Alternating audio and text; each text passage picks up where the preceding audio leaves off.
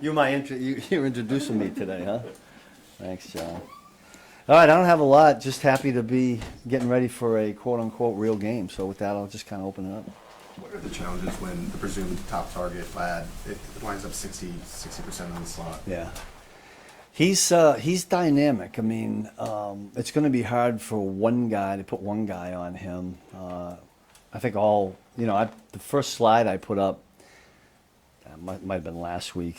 I just put up all 22 have to be aware of where number 15 is.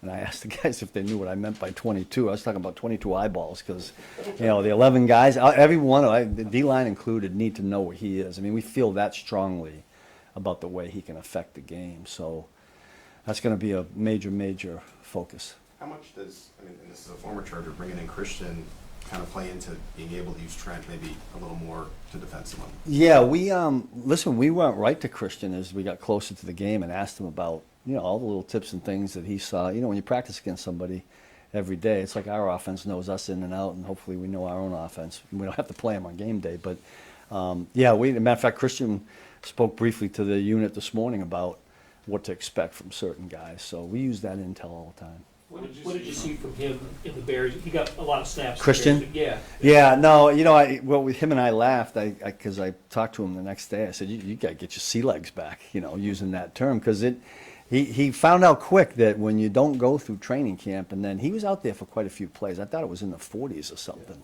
And you could tell toward the end there. But I think he's kind of done this as he's come back healthy, and we're going to need him. He'll certainly play in the game. We'll see where we plug him in there, but I'm glad we got him. So I wanted to ask you about your two rookie defensive linemen. I mean, first July, it seemed like he played well in that Bears game as well. What did you see from him? I thought he played really good, too. He had some explosive plays, a tackle for a loss, where he busted right through. It was slow go at the beginning with both those guys from the standpoint of learning the system, but Ashton just gets better and better. He impresses guys in one-on-ones and the things that he's doing. He's real strong from the waist down. Omar has just kind of taken a little while to get going. He makes strides and then, he gets an injury here, and that's been a tough thing for him to get through. So we'll see where we're at by the time we get to game time, but as we get going here in the course of the season, we're going to rely on both those guys. Steve, all these years into it, when you go into an opener, do you feel like you have a sense of what you've got? Or, what is that like for you at this stage? It's always a good question, like right now.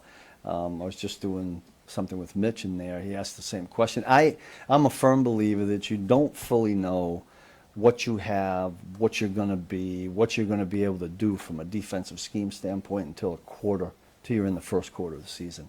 I think offenses feel the same way.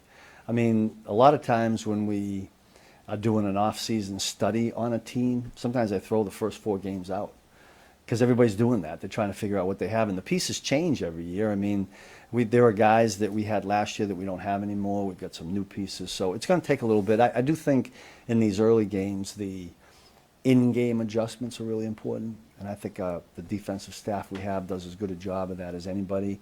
And then we get in there at halftime and decide to maybe do something different that we hadn't planned on. I think all that's really important. And obviously, you want to be as good as you can, as soon as you can. But yeah. Do you find yourself thinking in the long arc of a season all the time about how each thing you do now affects what you might be able to do in December? Or how do you do that in terms of just building? Yeah, we're building every week. I mean, listen, these early games, especially a divisional game, we're probably not going to hold anything back because we got to win the division game. So there's not a portion of that we're trying to hide anything.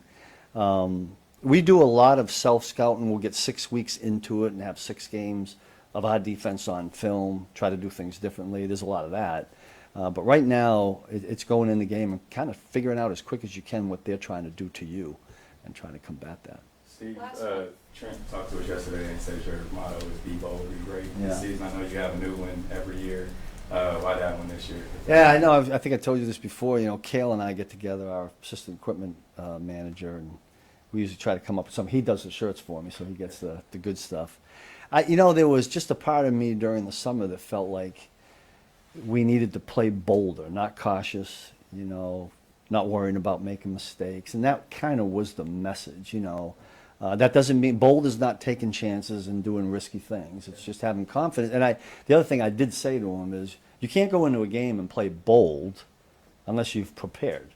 And so that was kind of the backdrop of it. Let's make sure we prepare right so when we go in the game, we can just let it fly.